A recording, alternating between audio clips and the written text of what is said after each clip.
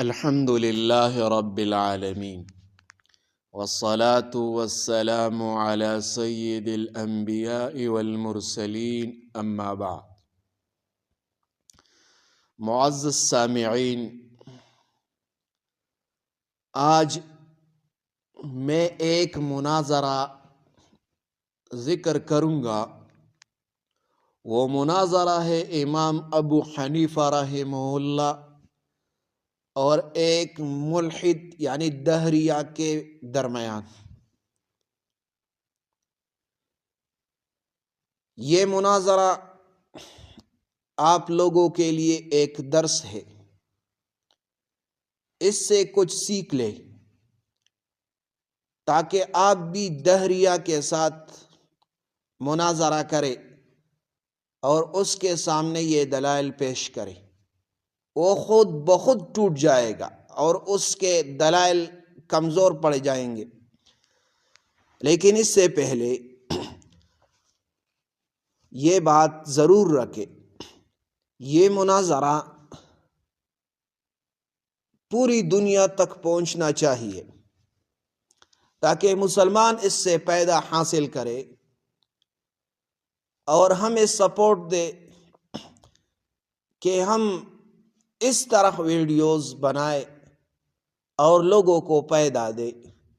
تو برائے مہربانی یہ چینل سبسکرائب کرے اور ہمیں سپورٹ دے. جزاکم اللہ احسن الجزا. اس مناظرے کا پس منظر کیا ہے؟ عباسی دور کے آغاز میں دہریہ یعنی ملحدین یہ عقیدہ رکھتے تھے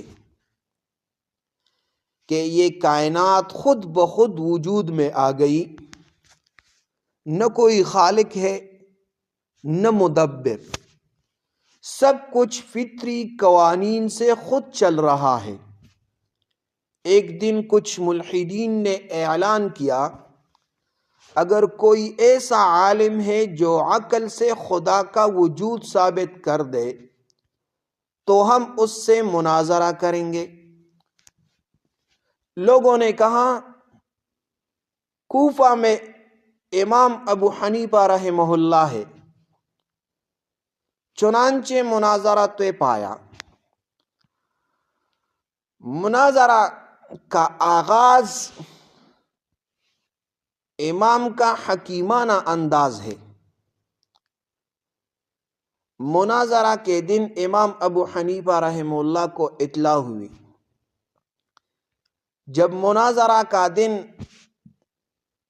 امام ابو حنیفہ رحمہ اللہ جان بوجھ کر کچھ دیر سے پہنچے، یعنی امام ابو حنیفہ رحمہ اللہ کو پہلے سے پتا تھا، کسی نے اس کو بتایا کہ آپ کا مناظرہ ہے، تو وہ میدان مناظرہ میں جان بوجھ کر کچھ دیر سے پہنچے. ملحدین نے طنزیہ انداز میں کہا، تم بڑے امام بنتے ہو، وقت کی پابندی بھی نہیں کرتے.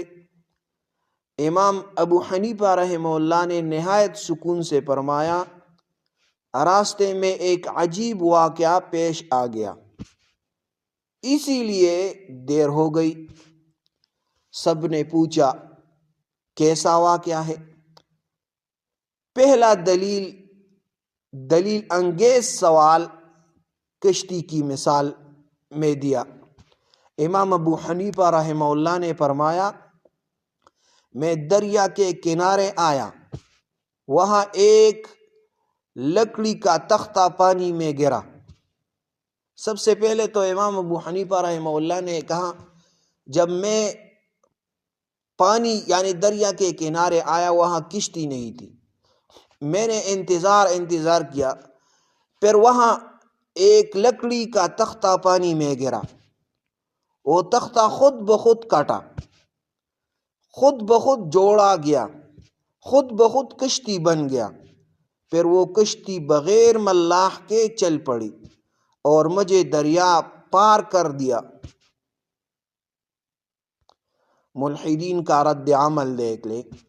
سب ملحدین زور زور سے ہنسنے لگے اور کہا یہ تو ناممکن بات ہے، عقل اسے قبول نہیں کرتی، کشتی خود نہیں بن سکتی، نہ بغیر ملاح کے چل سکتی ہے۔ امام ابو حنیفہ رحمہ اللہ کا فیصلہ کن وار یہ تھا۔ امام ابو حنیفہ رحمہ اللہ نے فوراً بولے، جب تم ایک چھوٹی سی کشتی کو بغیر بنانے والے کے ماننے سے انکار کرتے ہو تو یہ وسیع کائنات، آسمان، زمین، سورج، چاند، ستارے، انسان، جانور، نباتات، یہ سب بغیر خالق کے کیسے مان لیتے ہو؟ ملحدین خاموش ہو گئے، مجلس پر مکمل سکوت چھا گیا، کسی کے پاس کوئی جواب نہ تھا۔ امام ابو حنیفہ رحمہ اللہ نے دوسرا عقلی دلیل پیش کیا۔ امام ابو حنیفہ رحمہ اللہ نے فرمایا، یہ کائنات ایک مربوط نظام پر چل رہی ہے، دن کے بعد رات، رات کے بعد دن، سورج مقررہ وقت پر نکلتا ہے، موسم وقت پر بدلتے ہیں۔ سوال یہ ہے، کیا اتنا منظم نظام اتفاق سے ہو سکتا ہے؟ تیسری دلیل، تبدیلی کی دلیل۔ امام ابو حنیفہ رحمہ اللہ نے فرمایا، جو چیز بدلتی ہے وہ حادث ہوتی ہے، جو حادث ہو وہ قدیم نہیں ہو سکتی، اور جو قدیم نہ ہو وہ کسی کے پیدا کرنے سے وجود میں آتی ہے۔ پس کائنات قدیم نہیں، مخلوق ہے، خالق ضروری ہے۔ چوتھی دلیل، سبب اور مسبب۔